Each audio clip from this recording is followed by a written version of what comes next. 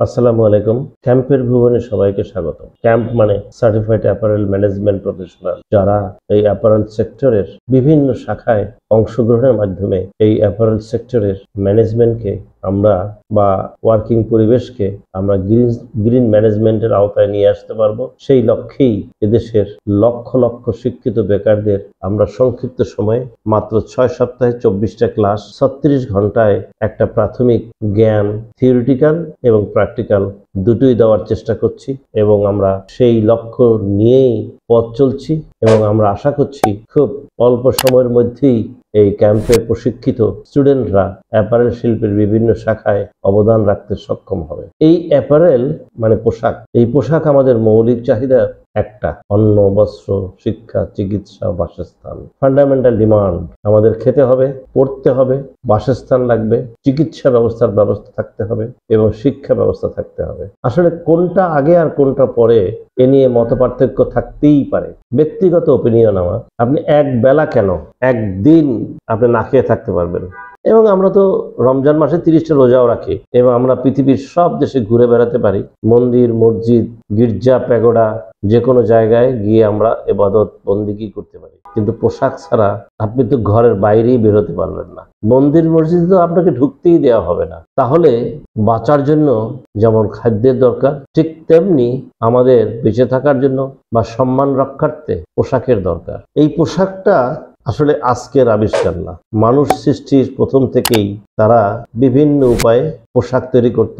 পশুর চামড়া অথবা সুতা তৈরি করে কাপড় তৈরি করা এখনো আদিবাসীদের দিকে তাকালে দেখা যায় তারা নিজেরাই সুতা কাটে, নিজেরাই কাপড় বুনে এবং সেই কাপড়ই আবার তারা পরে। তার মানে এটা একটা আদি পেশা। এটা আমরা আজকের যুগে এই ফ্যাশন টেকনোলজি, মডার্ন টেকনোলজি নাম করে পরিবেশের অনেকটাই ক্ষতি করে থাকি, যেটা আজ থেকে 50 বছর আগে বা 100 বছর আগে, 500 বছর আগে ঠিক এমনটা ছিল না। কারণ কি? স্ট্যাটিস্টিক্স দেখা গেছে যে বিশ্বের সবচাইতে পরিবেশ দূষণ সেটা হয় অয়েল কোম্পানির মাধ্যমে। এই অয়েলের পরেই আমাদের পরিবেশের অর্থাৎ পৃথিবীর 3 ভাগের 2 ভাগ পানি, তার 20% পানি প্রতি বছর দূষিত হচ্ছে বা পলিউটেড হচ্ছে এই পোশাক শিল্পের পোশাক তৈরির কাজে। কাপড় রং করা থেকে শুরু করে বিভিন্নভাবে আমরা আমাদের পরিবেশের পানিকে দূষিত করছি। এখন আমাদের পোশাক পরতে হলে বানাতে হবে এবং পোশাক পরতে হবে।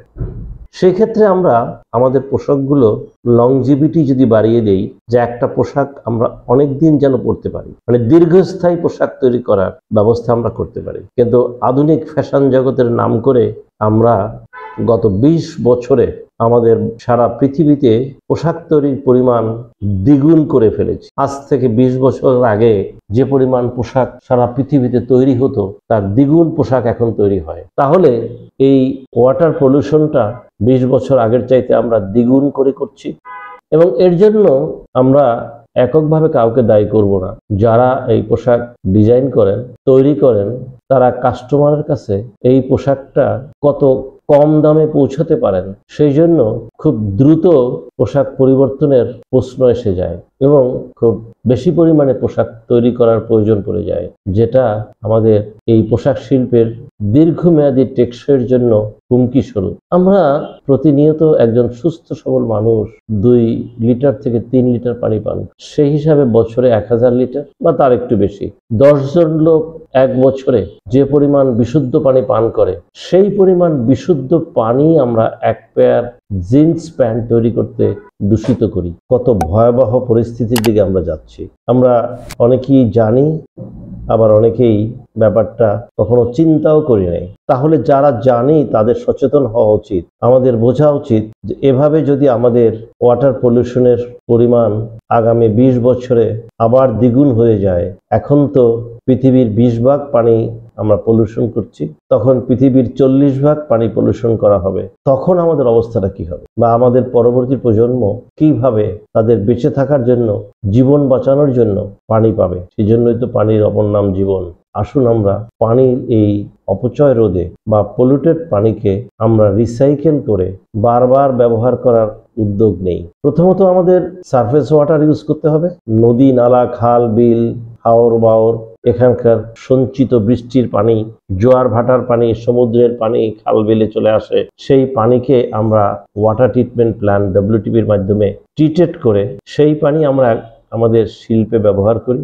আর শিল্পের কাজের শেষে যে পানিটাকে আমরা বের করে আবার নেচারে বা পরিবেশে ছেড়ে দেই, সেটা বন্ধ করি। ওই পানিটাকে আবার আমরা রিসাইকেল করে আবার আমরা ট্রিটেড করে ইটিপির মাধ্যমে পরিশোধিত করে আবার WTP করে আমরা আবার ব্যবহার করি। তাতে আমাদের অনেকগুলো জিনিস বেঁচে যাবে। একদিকে পলিউটেড পানির পরিমাণটা কমে যাবে, অন্যদিকে এই পানিকে বাষ্প করার জন্য বা হিট করার জন্য, টেম্পারেচার বাড়ানোর জন্য, কারণ কাপড় ডাই করতে গেলে আমাদের তাপমাত্রার দরকার হয়, কখনো 40 ডিগ্রি, কখনো 60 ডিগ্রি, কখনো 80 ডিগ্রি, কখনো 100 ডিগ্রি, কখনো 120 ডিগ্রি। এটা নির্ভর করে ফেব্রিকের কম্পোজিশনের উপরে। কটন, নাইলন, পলিস্টার, অ্যাক্রিলিক, এই প্রত্যেকটা ইয়ার্নের কম্পোজিশনের উপরে, মেটেরিয়ালের উপরে নির্ভর করে আমাদের ডাইং পানির টেম্পারেচার বাড়াতে হয়।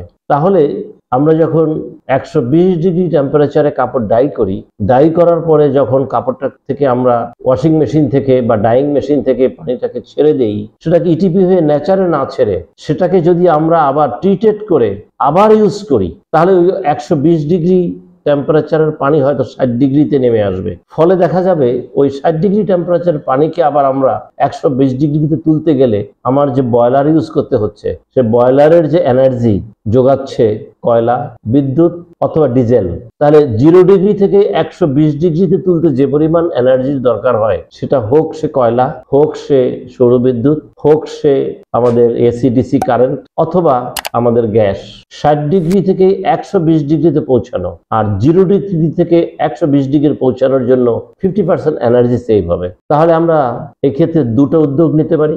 একটা হলো আমরা আন্ডারগ্রাউন্ড পানির পরিবর্তে আমরা সারফেস ওয়াটার, নদী, নালা, খাল, বিল, হাওর, বিওর এর পানি ইউজ করব, ট্রিটেড করব WTPর মাধ্যমে। আবার আমাদের কাঙ্ক্ষিত ডাইং করার পরে যে পানিটা বের হবে, সেই পানির ভিতরে যেহেতু ডাইস অ্যান্ড কেমিক্যাল থাকবে, সেটাকে আমরা ইটিপির মাধ্যমে পরিশোধিত করে আবার আমরা WTPতে ফিরিয়ে নিয়ে যাব। সর্বশেষ পরিশোধিত করে ওই পানি দিয়ে আবার আমরা ডাই করব। ফলে একদিকে আমাদের ভূগর্ভস্থ পানির উত্তোলন পরিমাণ কমে আসবে, শুধুমাত্র খাওয়ার পানিটাই আমরা উত্তোলন করব। অপরদিকে আমাদের এই টেম্পারেচার বাড়ানোর জন্য বা যে টেম্পারেচারে আমরা কাপড় ডাই করি বা ওয়াশ করি, এই ডাইং করার জন্য যে এনার্জি নষ্ট হয় বা এনার্জি খরচ করতে হয়, সেই এনার্জিটাকে আমরা এক্স্যাক্টলি 50% না হলেও আমার বিশ্বাস 25 থেকে 40% বা আরো বেশি সেভ করা সম্ভব হবে। ভাবুন তো, আমাদের সারা পৃথিবীতে এই কাপড় তৈরি করার জন্য যে এনার্জি খরচ করতে হচ্ছে, সেই এনার্জি থেকে যদি আমরা 25% থেকে 45% এনার্জি সেভ করতে পারি, তাহলে পৃথিবীকে আমরা কতটুকু দিতে পারলাম। আমরা তো প্রকৃতির কাছ থেকে নিয়েই থাকি, একদিকে পানি, অন্যদিকে অক্সিজেন। এর কোনোটাই আমরা খুব একটা পয়সা দিয়ে কিনি না, কিন্তু পানি তৈরি করি না, অক্সিজেনও আমরা তৈরি করি না। এই দুটোই নেচার বা প্রকৃতি থেকে বা স্রষ্টার নিয়ামত হিসাবে আমরা পেয়ে থাকি। আসুন আমরা সবাই মিলে এই পরিবেশকে ভবিষ্যৎ বিপর্যয়ের হাত থেকে বাঁচানোর জন্য এই শিল্পে বেশি বেশি শিক্ষিত, প্রশিক্ষিত কর্মী নিয়োগ দেই। এই বেকারদের আমরা অ্যাপারেল সেক্টর সম্বন্ধে সংক্ষিপ্ত ট্রেনিং দেই। ক্যাম্প সেই লক্ষ্যেই কাজ করে। ভেবে দেখুন তো, মাত্র 36 ঘন্টায় 18 বছরের লেখাপড়ার শেষে যে সার্টিফিকেট পাওয়া গেছে, তা দিয়ে যখন চাকরি হয় না, তখন 36 ঘন্টার ট্রেনিংয়ে তার ভিতরে যে চেতনা, তার ভিতরে যে সাহস, তার ভিতরে যে নিজের উপরে আস্থা গড়ে তুলতে পারি, সেটা কোনো অংশেই কম না। তাই আসুন আমরা সবাই মিলে ক্যাম্পকে সহযোগিতা করি এবং ক্যাম্পের মাধ্যমেই পরিবেশকে এই বিপর্যয়ের হাত থেকে বাঁচানোর ন্যূনতম উদ্যোগ গ্রহণ করি। ধন্যবাদ সবাইকে।